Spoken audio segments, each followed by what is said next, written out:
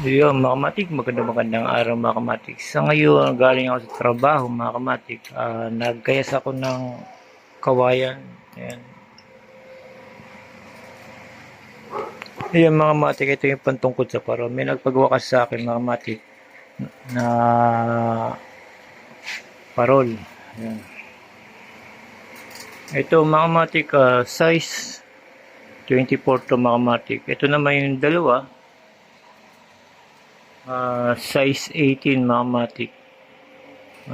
Siyempre, dati tayong gumagawa ng parol. Kaya lang, ang hirap gumawa na ikaw lang mag-isa, wala ka lang katuwang. Kaya tinigil ko na rin, ang hirap pagka nag-iisa ka lang gumagawa tapos wala pang tumutulong sa iyo. Kaya tinigil ko siya. Pangalawa, dapat ngayon gumagawa pa rin ako. Kaya lang, yung pa isa-isa na lang. Kasi yung aking mga suki, sinulot ng ibang nagbebenta ng parol kaya tinigil ko na rin kasi masyado nang mababa ang buwas sa akin. Ito mga matik, itong parol na walang balot, bigay ko dito ay 80. Yan. 80 lang yan mga matik. Tapos ito naman, size 24, 100. Yung gusto lang magpagawa, dito lang ako mga kamatik. Yan, size 24. Ngayon para lumobo yan, mga kamatik, papakita ko sa inyo kung paano natin kakalangan.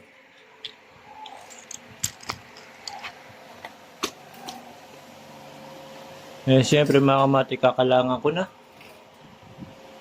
Maingay lang yung electric fan natin mga kamatik.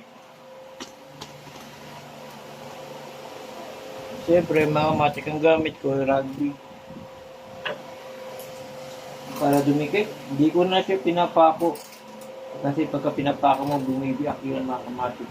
Depende na rin yung sariwa na kawayan, hindi siya bibiyak. Pero pagka hindi na sariwa, mga kamatik, bibiyak siya. Ngayon ginagawa ko, mga kamatik. Ayan. Yung rugby na lang. Ito mga kamatik ko. Papakita ko sa inyo. Dito lang ilalagay sa tali para dumikit.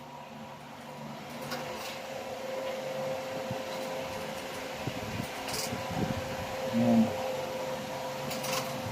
Ganyan lang yan mga kamatik. Gaya na sinabi ko, sa panahon ngayon mga kamatik, kailangan marami kang alam. Hindi lang iisa.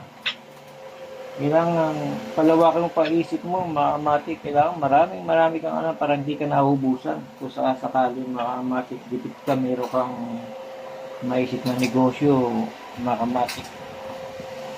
Pwede.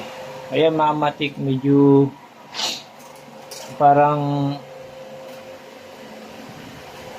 hindi siya masyadong bilog mga kamatik. Gagawin ko, hahabaan ko pa yung kalang nito mga kamatik. Yun mga kamatik, nilakihan ko na. Ngayon siya. Para mas maganda tignan. Kasi pagka masyadong maliit, parang nagbumukha lang siya ng ano.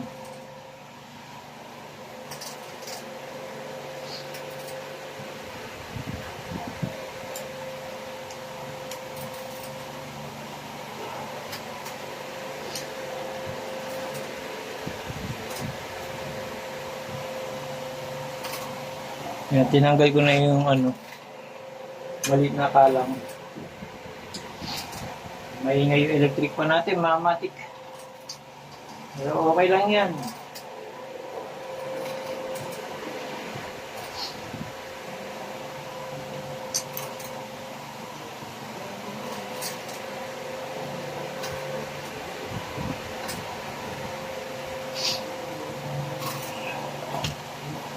Ito na siya mga kamatik, oh. Maganda na siya tignan.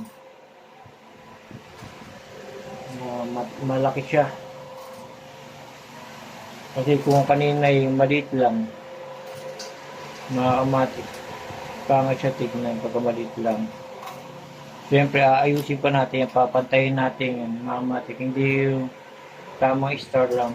Kailangan pantayin natin, mga matik, para maganda siyang tignan, mga matik.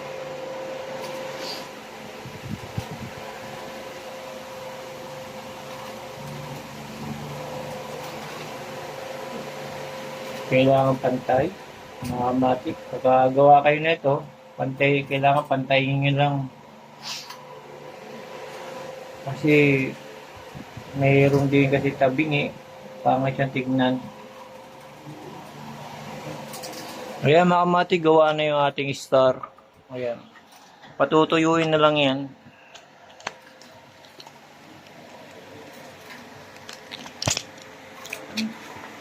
Ayan mga mati, pagka talagang meron ka nalalaman sa mga ganitong bagay, talagang magkakapera ka.